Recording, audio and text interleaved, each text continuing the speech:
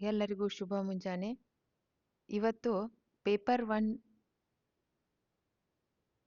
Net exam KSET ಎಕ್ಸಾಮ್ದಲ್ಲಿ paper 1 ದಲ್ಲಿ ಬರುವಂತ ಯೂನಿಟ್ 10ನೇ ಯೂನಿಟ್ ಹೈಯರ್ ಎಜುಕೇಶನ್ ಉನ್ನತ ಶಿಕ್ಷಣ ಅದರಲ್ಲಿ ಬರುವಂತಹ ಪಾಯಿಂಟ್ಸ್ಗಳನ್ನ ಅದರ ಬಗ್ಗೆ ಈ ವಿಡಿಯೋ ನೀವು ಅನುಸರಿಸಬಹುದು.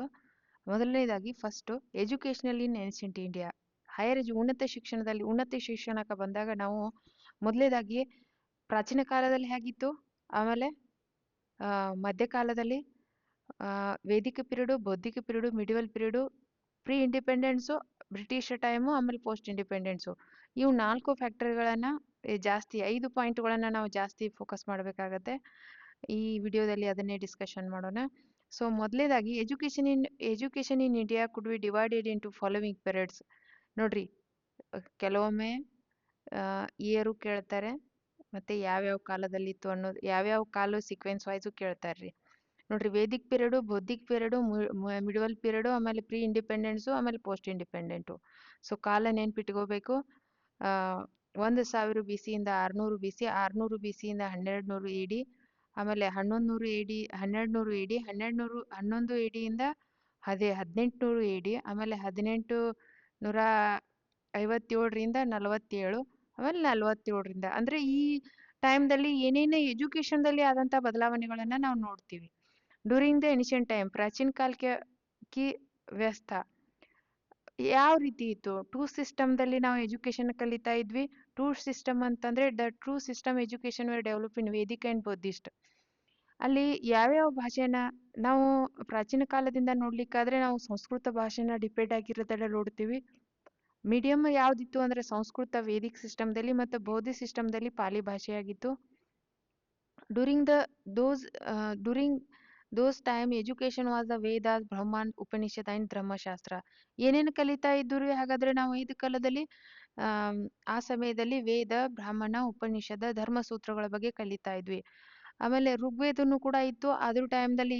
ऋग्वेद के बाद से हमारे प्राचीन शिक्षा क्षेत्रों में न केवल बाहरी शिक्षा बल्कि आंतरिक शिक्षा पर भी विकसित होने का उद्देश्य ಋಗ್ವೇದದ ಟೈಮ್ದಿಂದನೂ ಕೂಡ ನಾವು ಬಾಹ್ಯ ಬೆಳವಣಿಗೆ, ದೈಹಿಕ ಬೆಳವಣಿಗೆ ಜೊತೆಗೆ ಆಂತರಿಕ ಬೆಳವಣಿಗೆಗೂ ಕೂಡ ಇಂಪಾರ್ಟೆನ್ಸ್ ಕೊಟ್ಟಿದ್ದನ್ನು ನಾವು ವೇದ ಕಾಲದಲ್ಲಿ ನೋಡ್ತೀವಿ.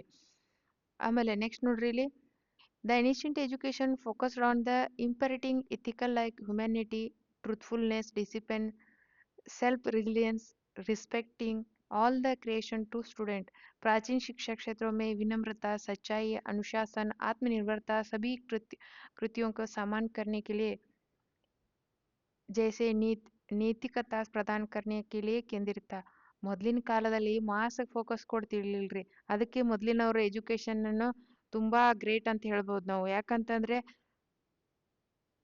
ಅಲ್ಲಿ ಮಾರ್ಕ್ಸ್ ಸಿಸ್ಟಮೇ ಇರಲಿಲ್ಲ. ಈಗ ನಮ್ಮ ಮಕ್ಕಳು 100ಕ್ಕೆ 100 ಮಾರ್ಕ್ಸ್ ತಗೊಂಡ್ ಬರ್ತಾರೆ. ಅವರಿಗೆ ಬಾಹ್ಯ ಪ್ರಪಂಚದ ಬಗ್ಗೆ ನಾಲೆಜ್ ಇರಲ್ಲ. ಆಗೆಲ್ಲ ಪ್ರಾಕ್ಟಿಕಲ್ ನಾಲೆಜ್ ಅವರು ನುಸ್ತಾ ಶ್ರುತಿಯಿಂದ ಕೇಳಿ ತಿಳ್ಕೊಂಡಿರ್ತಿದ್ರು, ಲಿಖಿತವಾಗಿರ್ಲಿಲ್ಲ. ಯಾವುದೇ ರೀತಿ ಆದ್ರೂ ಕೂಡ ಮೊದಲಿನ ಕಾಲದ ಎಜುಕೇಶನ್ ಸಿಸ್ಟಮ್ ತುಂಬಾ ಸ್ಟ್ರಾಂಗ್ ಇತ್ತಂತ ನಾವು ಹೇಳ್ಬೋದು. ಯಾಕಂತಂದ್ರೆ ಅಲ್ಲಿ ನೈತಿಕತೆಗೆ ಜಾಸ್ತಿ ಹೆಚ್ಚು ಕೊಡ್ತಾ ಇದ್ರು, ಡಿಸಿಪ್ಲಿನ್ ಹೆಚ್ಚು ಮಹತ್ವ ಕೊಡ್ತಾ ಇದ್ರು, ಟ್ರೂತ್ಫುಲ್ನೆಸ್ಗೆ, ಹ್ಯುಮ್ಯಾನಿಟಿಗೆ ಜಾಸ್ತಿ ಬೆಲೆ ಕೊಡೋದನ್ನ ನಾವು ನೋಡ್ತೀವಿ. ಈಗಿನ ಆಧುನಿಕ ಯುಗಕ್ಕೆ ಕಂಪೇರ್ ನೋಡಿದ್ರೆ ಮೊದಲಿನ ಕಾಲ ಎಜುಕೇಶನ್ ಸಿಸ್ಟಮ್ ತುಂಬಾ ಸ್ಟ್ರಾಂಗ್ ಇತ್ತು ಅಂತ ನಾವು ಹೇಳ್ಬಹುದು. ದ ಎಜುಕೇಶನ್ ವಾಸ್, ನೋಡ್ರಿ, ಪ್ರಾಚೀನ ಶಿಕ್ಷಾ ಕ್ಷೇತ್ರ ಮೇಲೆ ವಿನಮ್ರತಾ, ಸಚ್ಚಾಯಿ ಏನ್ ಮಾಡ್ತಾ ಇದ್ರು? ಫೋಕಸ್ ಮಾಡ್ತಾ ಇದ್ರು. ನೆಕ್ಸ್ಟ್ ನೋಡ್ರಿ, शिक्षा के आश्रमों में गुरुकुल, मंदिर, घरों के दी जाती थी. कभी कभी मंदिर के पुजारी भी छात्रों को पढ़ा देते थे. ನೋಡ್ರಿ, ಏನ್ ಹೇಳ್ತಾರ್ರಿ? ಎಜುಕೇಶನ್ ಎಲ್ಲಿ ಕೊಡ್ತಾ ಇದ್ರು? ನೋಡ್ರಿ, ವೇದಗಳಲ್ಲಿ ಸಂಸ್ಕೃತ ಭಾಷೆ ಆಗಿತ್ತು, ಬುದ್ಧರಲ್ಲಿ ಪಾಲಿ ಭಾಷೆಯಲ್ಲಾಗಿತ್ತು. ಯಾವ್ದ್ರ ಬೇಸ್ ಮೇಲೆ ಶಿಕ್ಷಣ ಕೊಡ್ತಾ ಇದ್ರು ಅಂತಂದ್ರೆ ನೈತಿಕತೆ, ಧರ್ಮ,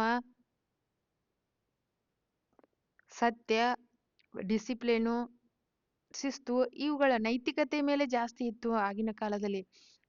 ಯಾವ ಸ್ಥಳದಲ್ಲಿ ಕೊಡ್ತಾ ಇದ್ರು ಅಂದ್ರೆ ಆಶ್ರಮ, ಗುರುಕುಲ, ಟೆಂಪಲ್, ಮತ್ ಕೆಲವೊಂದು ಸಂದರ್ಭದಲ್ಲಿ ದೇವಾಲಯದ ಪೂಜಾರಿಗಳು ಕೂಡ ಟೀಚ್ ಮಾಡ್ತಾ ಇದ್ರು. ಆಮೇಲೆ ನೋಡ್ರಿ, ನೆಕ್ಸ್ಟ್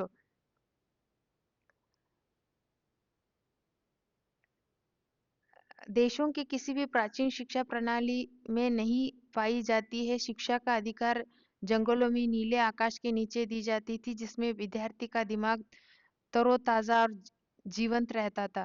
ನೋಡ್ರಿ शिक्षा अधिकतर आश्रमों में, गुरुकुलों में, मंदिरों में, घरों में दी जाती थी। कभी-कभी मंदिर के पुजारी भी छात्रों को पढ़ाते थे। प्राचीन भारत की शिक्षा प्रणाली कुछ ವಿಶಿಷ್ಟತಾएं अन्य देशों में किसी भी ನೋಡ್ರಿ ನಮ್ಮ ದೇಶದ ಸಂಸ್ಕೃತಿಗೂ ಬೇರೆ ದೇಶದ ಬೇರೆ ದೇಶದ ಶಿಕ್ಷಣಕ್ಕೆ ನೋಡಿದ್ರೆ ಪ್ರಾಚೀನ ಕಾಲದಲ್ಲಿ ಭವ್ಯವಾದಂತ ಎಜುಕೇಶನ್ ಕ್ಕೆ ದೊಡ್ಡದಂತ ಕೊಡುಗೆಯನ್ನ ನೀಡಿದ್ದು ಇಂಡಿಯಾ ಅಂತ ಹೇಳ್ಬೋದು. ಯಾಕಂತಂದ್ರೆ ಈಗ ನಾವು ಮುಂದೆ ನೋಡ್ತೀವ್ರಿ ಹುಯೆನ್ ಸ್ಯಾಂಗು ಬೇರೆ ಬೇರೆ ದೇಶದ ವಿದ್ಯಾರ್ಥಿಗಳು ಬೇರೆ ಬೇರೆ ದೇಶದ ವಿದ್ಯಾರ್ಥಿಗಳು ನಮ್ಮ ಭಾರತಕ್ಕೆ ಬಂದು ವಿದ್ಯೆ ಕಲಿತು ನಮ್ಮ ದೇಶದ ಸಂಸ್ಕೃತಿ, ಆಚಾರ ವಿಚಾರ, ಗ್ರಂಥಗಳನ್ನ ಕಲ್ಕೊಂಡು ವಿದ್ಯೆಗೋಸ್ಕರ ನಮ್ಮಲ್ಲಿ ಬಂದದ್ದನ್ನ ನಾವು ಈಗ್ಲೂ ಕೂಡ ನೋಡ್ತೀವಿ. ಅದ್ರಲ್ಲಿ ನೋಡ್ರಿ ಏನ್ ಹೇಳ್ತಾರ್ರಿ ಅವರು, ಜಗತ್ತಿಗೆ ಇಲ್ಲಿ ಎಲ್ಲೂ ಸಿಗ್ತಿರ್ಲಿಲ್ಲ ಆದ್ರೆ ಇಂಡಿಯಾದಲ್ಲಿ ಇತ್ತು ಅಂತ ಹೇಳ್ತಾರ್ರಿ. ಪಾಠಶಾಲಾ ಅಂದ್ರೆ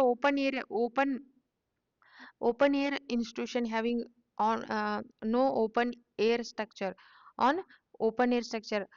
ಹೊರಗಿನ ವಾತಾವರಣ, 4 ಗೋಡೆಗಳ ಮಧ್ಯೆ ಇರದೆ 4 ಗೋಡೆಗಳಿಂದ ಮುಕ್ತವಾದ ಶಿಕ್ಷಣ ಪಾಠಶಾಲೆ ಆಗಿತ್ತು. ಆಮೇಲೆ ಏನ್ಷಿಯಂಟ್ ಸ್ಕೂಲ್ಗಳಾಗಿದ್ದು, ಬುದ್ಧಿಸ್ಟ್ ಮೊನೆಸ್ಟಾರ್ಸ್ ಮತ್ತೆ ಚರ್ಚೆ ನಡೀತಾ ಇತ್ತು ಆಗಿನ ಕಾಲದಲ್ಲಿ. ಹಾಗಾದ್ರೆ ಏಮ್ ಆಫ್ ಎಜುಕೇಶನ್ ಆಗಿ ಏನೇನಾಗಿತ್ತು, ಶಿಕ್ಷಕ ಉದ್ದೇಶ ಏನಾಗಿತ್ತು ನೋಡ್ರಿ. ಇಲ್ಲಿ ಏನ್ ಹೇಳ್ತಾರ್ರಿ, शिक्षा के उद्देश्य छात्रों के अच्छी गुणवत्ता अम, शिक्षा की सुरजित करना था। शिक्षा का ज्यादातर संस्कृति, चरित्र, व्यक्तित्व का संवर्धनता, विकास, महान आदर्शों का विकास पर केंद्रित था। इसका उद्देश्य छात्रों में मानसिक, शारीरिक, बौद्धिक व्यक्तिगतों का व्यक्तित्व को बौद्धिक व्यक्तित्व को प्राप्त करना था, ताकि छात्रों में भविष्य के लिए तैयार करने के लिए सके, किसी भी स्थिति में जीवित रह सके। ನೋಡ್ರಿ ಕೇವಲ ಮಾರ್ಕ್ಸ್ ಕಾರ್ಡ್ದಲ್ಲಿ ಸ್ಕೂಲ್ದಲ್ಲಿ ಟಾಪ್ ಪ್ರಾಚೀನ ಕಾಲದಲ್ಲಿ ಇರಲಿಲ್ಲ. ಅವ್ರೇನ್ ಮಾಡ್ತಾ ಇದ್ರಿ, ಹೊರಗಿನ ಜಗತ್ತಕ್ಕೆ ನಮ್ಮ ಮಗು, ನಮ್ಮ ವಿದ್ಯಾರ್ಥಿ ಏನಾಗಿರ್ಬೇಕ್ರಿ, ಪ್ರತಿಯೊಂದು ಸಂದರ್ಭಕ್ಕೂ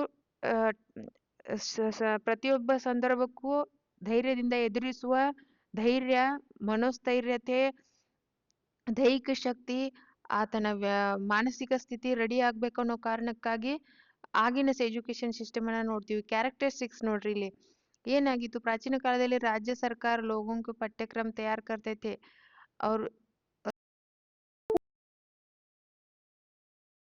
शेप नहीं करते. ನೋಡ್ರಿ during the ancient period state government and people did not enter once the distinguish curriculum and payment fees and regulation.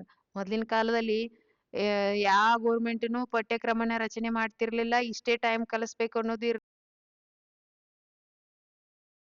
ಬೋಧನೆಯಲ್ಲಿ ಗುರು ಶಿಷ್ಯರ ಮಧ್ಯೆ ಯಾರು ಇಂಟರ್ಫಿಯರ್ ಆಗ್ತಿರ್ಲಿಲ್ರಿ. ಆದ್ರೆ ಈಗಿನ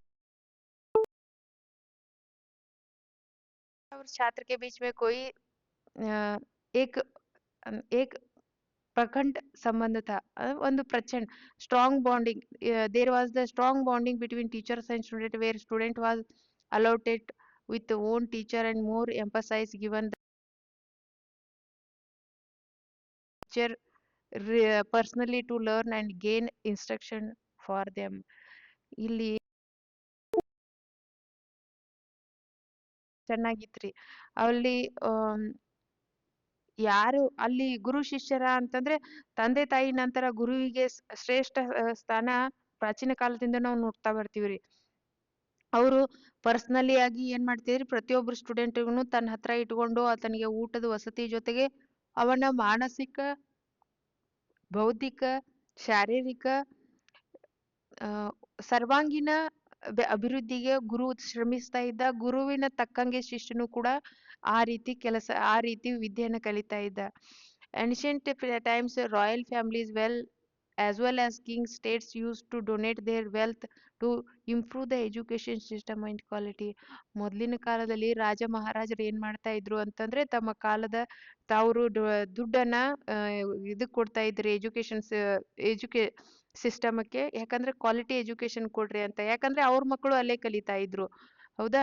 ನೋಡ್ರಿ, at the time of student used leave their house went to live with their gurus until their education was complete. ನಾವು ಇದಕ್ಕೆ ಏನಂತೀವಿ ಅಂತಂದ್ರೆ, ಆ, ಯಾವಾಗ ಮಗು 3, 4, 5, 6 ವರ್ಷನವಾದಾಗ ಗುರುವಿನ ಜೊತೆ ಆ ಮಗುನ ಕಳಿಸ್ಕೊಡ್ಬೇಕಾಗತ್ತೆ. ಗುರುವಿನ ಹತ್ರನೇ ಇದ್ದು ಮಗು ಕಲಿಬೇಕಾಗತ್ತೆ. ಈ ಪೂರ್ತಿ ಎಜುಕೇಶನ್ ಆಗುವವರೆಗೂ ಆತ ಮನೆಗೆ ಹೋಗುವಂತಿರ್ಲಿಲ್ಲ. ಇಲ್ಲಿ ನೋಡ್ರಿ, ड्यूरिंग द अर्ली वैदिक पीरियड, प्रारंभिक वैदिक काल में स्त्री शिक्षा पर अधिक बल दिया गया था. शिक्षा छात्र के शारीरिक मानसिक विकास पर केंद्रित था. पाठ्यक्रम की अवधि लगभग 10 से 12 वर्ष तक थी. क्योंकि पुस्तकें नहीं थी, इसलिए छात्र भी चीजों के याद करते थे. अधिगमन के दौरान स्मृति के महत्वपूर्ण भूमिका निभाई गई थी. ನೋಡ್ರಿ, ಮೊದ್ಲಿನ ಕಾಲದಲ್ಲಿ ಟೆಕ್ಸ್ಟ್ ಬುಕ್ ಇರಲಿಲ್ಲ, ಪಠ್ಯ ಪುಸ್ತಕನೇ ಇರಲಿಲ್ಲ. ಆದ್ರೆ ಕರಿಕುಲಮ್ ಅಂದ್ರೆ 1 ಪಾಠ 2 ಪಾಠ ಇರ್ಲಿಲ್ಲ. 10 ರಿಂದ 12 ವರ್ಷ ಎಜುಕೇಶನ್ ತಗೋಬೇಕಾಗ್ತಿತ್ತು. ಎಲ್ಲನೂ ನೆನಪಿಟ್ಕೊಂಡಂತೆ ಕಲಿಬೇಕಾಗ್ತಾ ಇತ್ತು. ಲಿಖಿತವಾಗಿ ಏನೂ ಇರ್ಲಿಲ್ಲ. ನೋಡ್ರಿ, methods of instruction. There are 3 steps of instruction. 3 ರೀತಿ ಏನ್ ಮಾಡ್ತಾ ಇದ್ರಿ ಶಿಕ್ಷಕರು ಪಾಠ ಮಾಡ್ತಾ ಇದ್ರು. ಶ್ರವಣ, ಮನನ, ನಿಧಿಯಾಸನ. ಶ್ರವಣ ಅಂತಂದ್ರೆ ಸರ್ ಏನ್ ವರ್ಡ್ ಹೇಳ್ತಾರ ಬಾಯಿಂದ, ಯಾವ ರೀತಿ ಉಚ್ಚಾರಣೆ ಮಾಡ್ತಾರ ಅನ್ನೋದ್ರ ಮೇಲೆ. ಮನನ ಅಂತಂದ್ರೆ ಅದನ್ನ ಆ ಹೊಳೆ ಮನನ ಮಾಡೋದು. ಆಮೇಲೆ ಇವೆರಡನ್ನೂ ಕೂಡಿ ಅಂದ್ರೆ ಶ್ರವಣ ಪ್ಲಸ್ ಮನನ ಕೂಡಿ ನಿಧಿಯಾಸನ. ನೀವು ಏನನ್ನ ಪಾಠವನ್ನ ಗುರುಗಳಿಂದ ಬಂದಂತ ಒಂದೊಂದು ಅಕ್ಷರವನ್ನು ಕೇಳುವುದಕ್ಕೆ ನಾವು ಶ್ರವಣ ಅಂತೀವಿ. ಮನನ ಅಂದ್ರೆ ಅದನ್ನ ರೀಕಾಲ್ ಮಾಡೋದು. ಆಮೇಲೆ ನಿಧಿಯಾಸನ ಅಂತಂದ್ರೆ ಅದನ್ನ ಮನನ ಶ್ರವಣ ಮಾಡಿದ್ದನ್ನ ಮತ್ತೆ ಪ್ರಸ್ತುತಪಡಿಸೋದು. ಇಲ್ಲಿ ಕರಿಕುಲಮ್ ನೋಡ್ರಿ. ಕರಿಕುಲಮ್ place the essential role in education. It was dynamic, not A statistic. It was made by different stage. प्रणाली शिक्षा प्रणाली पाठ्यक्रम एक आवश्यक भूमिका निभाना था. यह गतिशील था, स्थिर नहीं था. ये विभिन्न चरणों में बना था. Fundamental goals building curriculum was develop student physically and mentally. ಮೂಲಭೂತ ಮೆಂಟಲಿ ಆಗ್ಬೇಕು, ಅದು ಕರಿಕುಲಮ್ದಲ್ಲಿ ಇತ್ತು. ಕರಿಕುಲಮ್ ಅಂದ್ರೆ ನಮ್ಮ ಮುಂದೆ ಬುಕ್ ಇಡ್ತೀವಿ ಅದಲ್ಲ, ಅಂದ್ರೆ ಗುರುಗಳು ತಿಳಿದಂತಹ ಒಂದು ಪಠ್ಯ ಆಧಾರಿತ ಬೋಧನೆ. ಕರಿಕುಲಮ್ ಕನ್ಸಿಸ್ಟ್ ಆಫ್ 4 ವೇದಾಸ್. ನೋಡ್ರಿ, ಯಾವ್ದು ಇದು ವೇದಿಕ ಕಾಲದಲ್ಲಿ 4 ವೇದಗಳು, 6 ವೇದಾಂಗಗಳು, ಉಪನಿಷತ್, ದರ್ಶನ, ಪುರಾಣ, ಆಮೇಲೆ ತರ್ಕಸೂತ್ರ. ನೋಡ್ರಿ, ವೇದ ಕಾಲದಲ್ಲಿ ಏನೇನಿತ್ರಿ? 4 ವೇದಗಳು: ಯಜುರ್ವೇದ, ಋಗ್ವೇದ, ಸಾಮವೇದ, ಯಜುರ್ವೇದ, ಅಥರ್ವವೇದ. 6 ವೇದಾಂಗ್ಸ್: ಉಪನಿಷತ್, ದರ್ಶನ, ಪುರಾಣ, ತರ್ಕಶಾಸ್ತ್ರ. ಇವುಗಳನ್ನ ನೀವು ಇತಿಹಾಸದ ಮೊದಲ ಸೋರ್ಸಸ್ದಲ್ಲೂ ಕೂಡ ವೇದಾಂಗಗಳ ಬಗ್ಗೆ ತಿಳ್ಕೊಳ್ತೀರಾ. 6 ವೇದಾಂಗ: ಶಿಕ್ಷ, ಛಂದ, ವ್ಯಾಕರಣ, ನಿರುಕ್ತ, ಜ್ಯೋತಿಷ್ಯ ಮತ್ತೆ ಕಲ್ಪ. ಆಮೇಲೆ ವೈಲ್ ದರ್ಶನ್ಸ್ ಆರ್ ನ್ಯಾಯ, ವೈಶಿಕ, ಯೋಗ, ವೇದಾಂತ, ಶಾಕ್ಯ, ಮೀಮಾಂಸ. ನೋಡ್ರಿ, ಒಂದ್ ಹೇಳ್ತೀನಿ ಕೇಳ್ರಿ ಅದಿ ಕ್ಲಿಯರ್ ಆಗಿ. ನಮ್ಮ ಎಜುಕೇಶನ್ ಸಿಸ್ಟಮಕ್ಕೂ ಮತ್ತು ನಮ್ಮ ಇತಿಹಾಸದಲ್ಲಿ ನಾವು ಸೋರ್ಸಸ್ ನೋಡಿದಾಗ ಈ ವೇದಾಂಗನೂ ಬರುತ್ತೆ. ಆಮೇಲೆ ಇವು ನ್ಯಾಯ, ವೈಶಿಕ, ಯೋಗ, ವೇದಾಂತ, ಶಾಕ್ಯ, ಮೀಮಾಂಸ. ಇದು ಲಾಜಿಕ್ ರೀಸನಿಂಗ್ ಬರುತ್ತೆ ರೀ. ಲಾಜಿಕಲ್ ಇಂಡಿಯನ್ ಲಾಜಿಕ್ ಅಂತ ಹೇಳಿ ಬರುತ್ತೆ ಅಲ್ರಿ. ಇದ್ರ ಲಾಜಿಕಲ್ ರೀಸನಿಂಗ್ ಅದ್ರಲ್ಲಿ ಇದನ್ನ ಬಗ್ಗೆ ನಾವು ಸ್ಟಡಿ ಮಾಡ್ತೀವಿ. ಅದಕ್ಕೆ ಒಂದನ್ನೊಂದು ಏನಿದಾವ್ರಿ, ಇವು ಲಿಂಕ್ ಇದಾವ್ರಿ ಒಂದಕ್ಕೊಂದು. ಇಲ್ಲಿ ನೋಡ್ರಿ, ಲಿಸ್ನಿಂಗ್, ಜಬ್ಕಿ ದರ್ಶನ್, ನ್ಯಾಯ, ವೈಶಿಕ್, ಯೋಗ್, ವೇದಾಂತ, ಸಾಕ್ಯ, ಮೀಮಾಂಸ ಇವು ಕೂಡ ನಮ್ಮ ನ್ಯಾಯ ಲಾಜಿಕ್ದಾಗ ಬರ್ತಾವ್ರಿ. ನಮ್ಮ ಇಂಡಿಯನ್ ಲಾಜಿಕ್ದಾಗ, ತರ್ಕಶಾಸ್ತ್ರದಲ್ಲಿ ಬರ್ತಾವ. ಆಮೇಲೆ श्रवण, चिंतन, एकाग्र चिंतन, अधिगम तरीके से खोज कीजिए नई तरीके थे. शिक्षकों के छात्रों को पढ़ाने के लिए, कहानी कहने के लिए विदित प्रयोग. ಸ್ಟೋರಿ ಕೇಳ್ತಾ ಇದ್ದೀರಿ, ಆ ಸ್ಟೋರಿಯನ್ನ ಸರ್ಗೆ ಮತ್ತೆ ಓರಲಿ ಆಗಿ ಹೇಳ್ಬೇಕಾಗ್ತಿತ್ತು.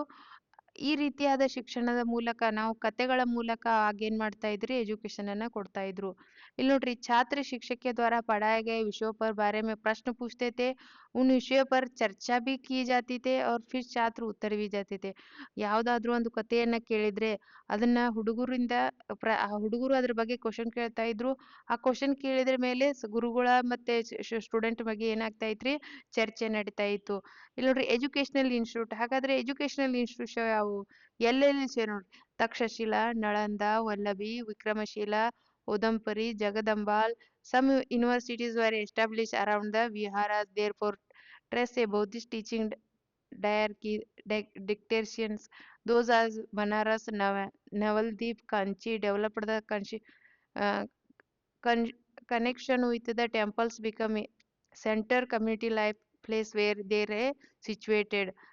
As there as these were holy place in the Hindus. ನೋಡ್ರಿ ಯಾವ್ಯಾವ ಇನ್ಸ್ಟಿಟ್ಯೂಟ್ಗಳಲ್ಲಿ ಇತ್ತು, ನಳಂದ, ಇವು ಮೇನ್ ಪಾಯಿಂಟ್ ರೀ. ಸೊ ಇವುಗಳಲ್ಲಿ ಏನಾಯ್ತು, ಎಜುಕೇಶನ್ ಕೊಡ್ತಾ ಇದ್ರು. Gurukula was the home town teachers where student come after the completing their ceremony and learn until the completion of their study. गुरुकुल शिक्षकों के गृह नगर था जहाँ छात्र अपना दीक्षा समारोह पूरा करने के बाद आते थे अपनी पढ़ाई पर. ಅಲ್ಲೇ ಗುರುಕುಲದಲ್ಲೇ ಇರ್ಬೇಕಾಗ್ತಿತ್ತು.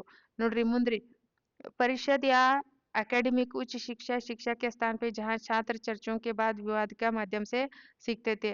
ಎಲ್ಲೆಲ್ಲಿ ಹುಡುಗರು ಏನ್ ಮಾಡ್ತಾ ಇದ್ರಿ, ಎಜುಕೇಶನ್ ಅನ್ನ ಡಿಸ್ಕಷನ್ ಡಿಬೇಟ್ ಮೂಲಕ ಕಲಿತಾ ಇದ್ರು. ಈಗ ಫಾರ್ ಎಕ್ಸಾಂಪಲ್ ನೋಡ್ರಿ, LKG UKG ಮಕ್ಕಳು ಬಹಳಷ್ಟು ಕ್ವಶನ್ ಕೇಳ್ತಿರ್ತಾರ್ರಿ. ಮನೆಯಲ್ಲಿರುವ ಚಿಕ್ಕ ಮಕ್ಕಳು ಕೇಳ್ರಿ, ಸ್ಕೂಲಿಗೆ ಹೋಗಕ್ಕಿಂತ ಮುಂಚೆ ಅವ್ರಿಗೆ ಬಹಳಷ್ಟು ಕ್ವಶನ್ ಇರ್ತಾವ. ಸ್ಕೂಲಿಗೆ ಹೋದ್ಮೇಲೆ ಇನ್ನೊಂದ್ ಸ್ವಲ್ಪ ಕೇಳ್ತಾರ್ರಿ. ಅಪ್ ಟು ಎಲ್ಲಿವರೆಗೂ ಮಗು ಕ್ವಶನ್ ಮಾಡಿರ್ತಲ್ರಿ ಆ ಮಕ್ಕಳಿಗೆ ನಾವು ಪೇಶನ್ಸ್ ಇಂದ ಉತ್ತರ ಹೇಳ್ಬೇಕು ಮತ್ತು ಸರಿಯಾದದನ್ನ ಹೇಳ್ಬೇಕು. ನಾವೇನೋ ಟ್ರಸ್ಟ್ ವಿಚಾರದಲ್ಲಿ ಇದ್ದೀವಿ, ನಾವೇನೋ ಮಾತಾಡ್ತಾ ಇದ್ದೀವಿ ಅಂತ ಯಾವುದೇ ರೀತಿ ಉಡಾಫೆ ಉತ್ತರವನ್ನು ಕೊಟ್ರೆ ಮಗು ಅದನ್ನೇ ಫಾಲೋ ಮಾಡುತ್ತೆ. ಅದಕ್ಕಾಗಿ ಬೆಳೆಯುವ ಸಿರಿ ಮೊಳಕೆಯಲ್ಲಿ ಎಷ್ಟು ಮಗು ಒಂದು ಮರಕ್ಕೆ ನಾವು ಉತ್ತಮವಾದಂತಹ ಆ ಪೋಷಕಾಂಶಗಳನ್ನು ನೀಡಿ ಬೆಳೆಸ್ತೀವೋ ಅಷ್ಟು ಸದೃಢವಾಗಿ ಹೇಗೆ ಬೆಳೆಯುತ್ತೋ ಅದೇ ರೀತಿ ಮಗು ಕೂಡ ನಾವು ನೀಡಬೇಕಾದಂತಹ ಎಲ್ಲ ಅಂಶಗಳನ್ನು ಬಾಲ್ಯದಲ್ಲಿ ಅವರಿಗೆ ಕೊಟ್ರೆ ಮುಂದೆ ಅವರನ್ನ ಏನ್ ಮಾಡ್ತಾ ಇದೀಯಾ, ಯಾಕೆ ಮಾಡ್ತಿದ್ಯಾ ಅಂತ ಕೇಳೋ ಪ್ರಶ್ನೆನೇ ಬರಲ್ಲ. ಯಾಕಂದ್ರೆ ಮಗು ಆಗ್ಲೇ ಚಿಕ್ಕಂದಿಲಿರುವಂತಲೇ 4 ಗೋಡೆಗಳ ಮಧ್ಯೆ ಕೊಡ್ಬೇಕಾದಂತ ಎಲ್ಲ ನೈತಿಕತೆ, ಧಾರ್ಮಿಕತೆ, ಸಾಮಾಜಿಕ ಎಲ್ಲ ವ್ಯಾಲ್ಯೂಗಳನ್ನ ಆಗ್ಲೇ ಹೇಳ್ಕೊಟ್ರೆ ಮುಂದೆ ಹೊರಗೆ ಬಂದು ಮಗು ನ್ಯಾಯಯುತವಾಗಿ, ಪ್ರಾಮಾಣಿಕವಾಗಿ ಮತ್ತು ಆ ಪಾರದರ್ಶಕತೆಯಿಂದ ತನ್ನ ಜೀವನವನ್ನು ಸುಗಮವಾಗಿ ಸಾಗಿಸಲಿಕ್ಕೆ, ಭಾರತದ ಉತ್ತಮ ನಾಗರಿಕನಾಗಲಿಕ್ಕೆ ಅದು ಒಂದು ಉತ್ತಮ ಅವಕಾಶ ಸಿಗುತ್ತೆ ಮಗುವಿಗೆ ಅಂತ ಹೇಳ್ಬೋದು. ಅದಕ್ಕೆ ಮಗುವಿಗೆ ಮುಕ್ತವಾದಂತಹ ಮಾತನಾಡ್ಲಿಕ್ಕೆ, ಡಿಸ್ಕಷನ್ ಮಾಡ್ಲಿಕ್ಕೆ ಅವಕಾಶ ಕೊಡಬೇಕು. ಇಲ್ಲಿ ನೋಡ್ರಿ, ಗೋಷ್ಠಿ सम्मेलन व्यवस्था जहाँ राज्यों पर राज्य प्रत्येक संस्था पर विधा मिलते थे अपनी विचारों का आदान प्रदान करने के लिए आमंत्रित करता था. ಗೋಷ್ಠಿ ಕಾನ್ಫರೆನ್ಸ್ ಆಗ್ತಿದ್ವಿ ರೀ, ವರ್ಕ್ಶಾಪ್ ನಡೀತಾವಲ್ರಿ, ವರ್ಕ್ಶಾಪ್ ಡಿಬೇಟು ಇವೆಲ್ಲ ಏನ್ರಿ ಮೊದ್ಲಿನ ಕಾಲದಲ್ಲಿ ಗೋಷ್ಠಿ ಅಂತಾರ, ಕಾನ್ಫರೆನ್ಸ್ ಅಂತಾರ. ಚಲೋ ಚಲೋ ಸ್ಕಾಲರ್ಸ್ ಏನ್ ಮಾಡ್ತಾ ಇದ್ದಿರ್ರಿ, ಅಲ್ಲಿ ಬಂದು ತಮ್ಮ ಆ ವ- ತಾವು ಪಡೆದುಕೊಂಡ ವಿದ್ಯೆಯ ಮೇಲೆ ಅಥವಾ ಮಕ್ಕಳು ಕೇಳಿದ ಪ್ರಶ್ನೆ ಮೇಲೆ ತಮ್ಮ ವಿಚಾರವನ್ನ ವ್ಯಕ್ತಪಡಿಸ್ತಾ ಇದ್ರು. ಇಲ್ಲಿ ನೋಡ್ರಿ, Takshashila the centre of Brahminical learning. ನೋಡ್ರಿ ಇಲ್ಲಿ ಒಂದ್ ಅರ್ಥ ಮಾಡ್ಕೋಬೇಕು ನೀವು. ತಕ್ಷಶಿಲಾ ನೋಡ್ರಿ, ಕೆಲವೊಂದು ಬೌದ್ಧ ಧರ್ಮದ ಯೂನಿವರ್ಸಿಟಿಗಳು ಅದಾವ, ತಕ್ಷಶಿಲಾ, ನಳಂದ, ಕೆಲವೊಂದು ವೈದಿಕ ಅದಾವ. ಆ, ಯಾವ್ಯಾವ ಕೆಲವೊಮ್ಮೆ ಯಾರು ಇಲ್ಲಿ ಬರುವಂತ ಕ್ವಶನ್ ಏನು ಅಂತಂದ್ರೆ, ಯಾವಾಗ ಸ್ಥಾಪನೆ ಆಯ್ತು, ಯಾರು ಸ್ಥಾಪಿಸಿದ್ರು, ಅಲ್ಲಿ ಕಲ್ತಂತ ಶಿಷ್ಯರು ಯಾರು, ಆಮೇಲೆ ಯಾವ ಧರ್ಮಕ್ಕೆ ಸಂಬಂಧಪಟ್ಟಂತಿತ್ತು, ಅಲ್ಲಿ ಯಾವ ಯಾವ ವಿಷಯಗಳ ಬೋಧಿಸ್ತಾ ಇದ್ರು. ಈ ಒಂದು 4-5 ಟೈಪ್ ಕ್ವಶನ್ ಇಲ್ಲಿ ರೇಸ್ ಆಗ್ತಾವ್ರಿ. ಎಲ್ಲಿ ಇದು ಫಸ್ಟ್ ಚಾಪ್ಟರ್ ಅಲ್ಲಿ ನೋಡ್ರಿ. ತಕ್ಷಶಿಲಾ ಬ್ರಾಹ್ಮಣವಾದಿ ಶಿಕ್ಷಕ ಕೇಂದ್ರ university of Takshashila was a most iconic centre of the education. ಇದು ತಕ್ಷಶಿಲಾ ಅಂತ ಬಂದಾಗ ಬೌದ್ಧ ಧರ್ಮಕ್ಕೆ ಸಂಬಂಧಪಟ್ಟಂತಹ ಒಂದು ಎಜುಕೇಶನ್ ಯೂನಿವರ್ಸಿಟಿ ಅಂತೇಳಿ, ಪ್ರಾಚೀನ ಯೂನಿವರ್ಸಿಟಿ ಅಂತ ಹೇಳಿ ನಾವು ಹೇಳ್ಬೋದು. ಇಲ್ಲಿ ನೋಡ್ರಿ, Panini legendary Indian grammar was the expert in language and grammar authored one of the greatest work on grammar is called ಅಷ್ಟಾಧ್ಯಾಯ.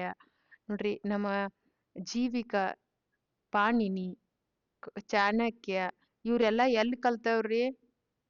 ತಕ್ಷಶಿಲಾದಲ್ಲಿ. ಕೆಲವೊಮ್ಮೆ ಈ ಫಾರ್ ಎಕ್ಸಾಂಪಲ್ ಹೇಳ್ಬೇಕಂತಂದ್ರೆ ನಿಮಗೆ ತಕ್ಷಶಿಲಾ, ನಳಂದ, ಆಮೇಲೆ ಉಜ್ಜಯಿನಿ, ವಿಕ್ರಮಶಿಲಾ ಅಂತ ಕೊಡ್ತಾರ್ರಿ. ಅಲ್ಲಿ ಕಲ್ತಂತ ಶಿಕ್ಷಕ ಸ್ಟೂಡೆಂಟ್‌ಗಳನ್ನ ಮ್ಯಾಚ್‌ದಂತ ಮಾಡ್ಲಿಕ್ಕೆ ಕೊಡ್ತಾರ. ಸೊ ಯಾವ ರೀತಿನೂ ಕೇಳ್ಬೋದು. ಅದಕ್ಕಾಗಿ ನೀವು ಸ್ಟೂಡೆಂಟ್‌ಗಳನ್ನು ಕೂಡ ಏನ್ ಮಾಡ್ರಿ ಒಂದ್ ಸ್ವಲ್ಪ ಲಕ್ಷ್ಯದಲ್ಲಿ ಪಾಣಿನಿ, ಕೌಟಿಲ್ಯ, ಚಾಣಕ್ಯ, ಜೀವಿಕ ಇವ್ರೇನ್ರಿ ಆಹ್ ತಲಕ್ಷಶಿಲಾಯಲ್ಲಿ ಕಲ್ತಂತ ಫೇಮಸ್ ಸ್ಟೂಡೆಂಟ್ಸು ಪ್ಲಸ್ ಒಬ್ಬ ಶ್ರೇಷ್ಠವಾದಂತ ಕೊಡುಗೆನ ನಮ್ಮ ಭಾರತ ಸಂಸ್ಕೃತಿಗೆ ನಮ್ಮ ಭಾರತಕ್ಕೆ ನೀಡಿದಂತ ಗಣ್ಯರು ಅಂತ ಹೇಳಿ ನಾವಿಲ್ಲಿ ಹೇಳ್ಬೋದು.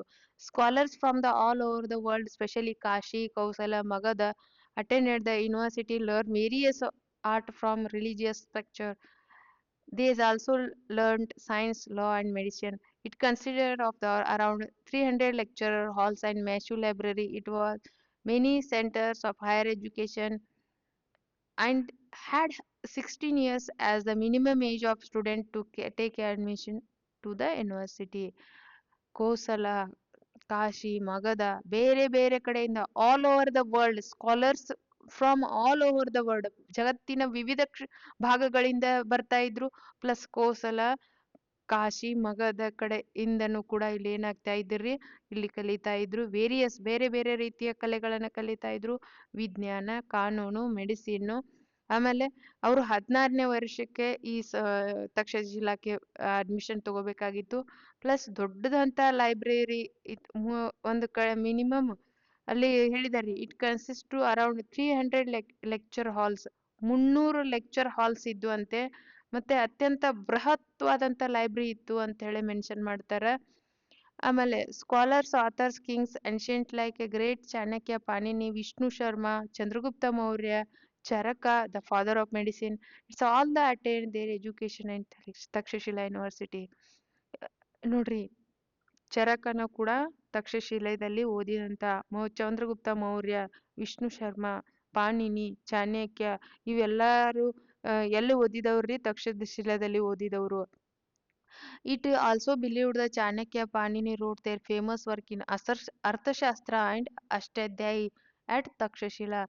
Now, यह भी माना जाता है कि चाणक्य और पाणिनि ने तक्षशिला के में अर्थशास्त्र और अष्टाध्यायी से अपनी प्रसिद्ध रचनाएं लिखी थी. ಎಲ್ಲಿ ಬರ್ದಿದಾರೋ ಅನ್ನೋದು ಗೊತ್ತಿಲ್ಲ, ಆದ್ರೆ ಊಹೆ ಮಾಡ್ತಾರ್ರಿ ಏನಂತ ಅರ್ಥಶಾಸ್ತ್ರನು ಮತ್ತೆ ಅಷ್ಟಾಧ್ಯಾಯ ಸಂಸ್ಕೃತದ ಮೊದಲ ಗ್ರಾಮರ್ ಬುಕ್ ಅನ್ನು ಕೂಡ ಅಲ್ಲೇ ಬರ್ದಿರಬಹುದು ಅಂತ ಹೇಳಿ ಥಿಂಕ್ ಮಾಡ್ತಾರ್ರಿ. Hiuen Chinese scholar traveler mentioned the Takshashila University as a part Nalanda and Vikrashila. एक व्याख्यान चीनी विद्वान यात्री तक्षशिला विश्वविद्यालय को नालंदा विक्रमशिला विश्वविद्यालय के बराबर मानता था. ವಿಕ್ರಮಶಿಲೆ ತಕ್ಷಶಿಲಾ ಯೂನಿವರ್ಸಿಟಿ ಜೊತೆಗೆ ನಳಂದ ಮತ್ತು ವಿಕ್ರಮಶಿಲಾ ಯೂನಿವರ್ಸಿಟಿ ಅಷ್ಟೇ ತಕ್ಷಶಿಲಾ ಕೂಡ ಫೇಮಸ್ ಆಗಿತ್ತು. ಎಲ್ಲವೂ ಕೂಡ ಇಷ್ಟೊಂದು ಉನ್ನತವಾದಂತಹ ಯೂನಿವರ್ಸಿಟಿಗಳನ್ನು ಹೊಂದಿದಂತ ಭಾರತ ಭೂಮಿ ಅನ್ನೋದು ನಮಗೊಂದು ಹೆಮ್ಮೆಯ ಸಂಗತಿ. ನೋಡ್ರಿ ನೆಕ್ಸ್ಟ್, तक्षशिला एक प्राचीन भारतीय शहर था जो वर्तमान में उत्तर पश्चिम पाकिस्तान में स्थित है. ಈಗ ಪ್ರೆಸೆಂಟ್ಲಿ ಎಲ್ಲಿದೆ? नार्थ वेस्ट पाकिस्तानದಾಗಿದೆ. यह शिक्षा प्रसिद्ध केंद्र था जिसमें 1980 में संयुक्त राष्ट्र शिक्षक वैज्ञानिक सांस्कृतिक संगठन द्वारा प्रमाण स्थल का विश्व धरोहर का घोषित किया है. UNESCO United national educational scientific and culture UNESCO ಏನ್ ಮಾಡಿದರೆ 1980ರಲ್ಲಿ ಇದಕ್ಕೆ ಒಂದು ಉನ್ನತ ಸ್ಥಾನವನ್ನ ಕೊಟ್ಟಿದೆ. ಸೊ ಇದು ತಕ್ಷಶಿಲಾದಾಯ್ತು. ಇನ್ನು ಮುಂದಿನ ಇದ್ರಲ್ಲಿ ನಳಂದ, ವಿಕ್ರಮಶಿಲ ಬಗ್ಗೆ ಕ್ಲಾಸ್ ಅನ್ನು ಮಾಡೋಣ. ಇಲ್ಲಿ ಬರುವಂತ ಕ್ವಶನ್ಗಳು ಯಾವುವು ಅಂದ್ರೆ ತಕ್ಷಶಿಲಾದಲ್ಲಿ ಯಾರ್ಯಾರು ಓದಿದ್ದಾರೆ, ಆಮೇಲೆ ತಕ್ಷಶಿಲಾ ಯಾವ ಧರ್ಮಕ್ಕೆ ಸಂಬಂಧಪಟ್ಟಂತ ಎಜುಕೇಶನ್ ಸಿಸ್ಟಮು, ಆಮೇಲೆ ತಕ್ಷಶಿಲಾ ಯಾವಾಗ ಸ್ಥಾಪನೆ ಆಗಿದೆ, ಆಮೇಲೆ ಯುನೆಸ್ಕೋ ಹೆರಿಟೇಜ್ ಯಾವಾಗ ಅದಕ್ಕೆ ಸೈಟ್ ಅನ್ನ ಡಿಕ್ಲೇರ್ ಮಾಡಿತು. ಸೊ ಇವು ಕೆಲವೊಂದು ಪಾಯಿಂಟ್ಸ್ಗಳು ಬರ್ತಾವ. ಸೊ ಅದನ್ನು ನೆನಪಿಟ್ಕೊಂಡು ಒಂದು ಕ್ಲಾಸ್ ಕೇಳಿದ ತಕ್ಷಣ ಒಂದು ಕೀ ಪಾಯಿಂಟ್ ಅನ್ನು ಮಾಡ್ಕೊಂಡ್ಬಿಟ್ರೆ ಎಟ್ ಎ ಟೈಮ್ ಎರಡೂ ಪೇಪರ್ 1 ಮತ್ತು ಪೇಪರ್ 2 ಜೊತೆಯಾಗಿ ಸಾಕ್ತಾವ ಅಂತ ಹೇಳಿ ನಾನು ಇಲ್ಲಿ ಹೇಳಲಿಕ್ಕೆ ಇಷ್ಟಪಡ್ತೀನಿ. ಸೊ ಏನಾದರೂ ಪಾಠ ಮಾಡೋ ಟೈಮಲ್ಲಿ ಅಥವಾ ಕ್ಲಾಸ್ ಮಾಡೋ ಟೈಮ್ದಲ್ಲಿ ಏನಾದರೂ ಮಿಸ್ಟೇಕ್ಗಳಾದರೆ ಕ್ಷಮೆ ಇರಲಿ ಅಂತ ಹೇಳ್ತಾ ಮುಂದಿನ ಕ್ಲಾಸಲ್ಲಿ ಮತ್ತೆ ಭೇಟಿಯಾಗ್ತೀನಿ ಅಂತ ಹೇಳ್ತಾ ಧನ್ಯವಾದಗಳು.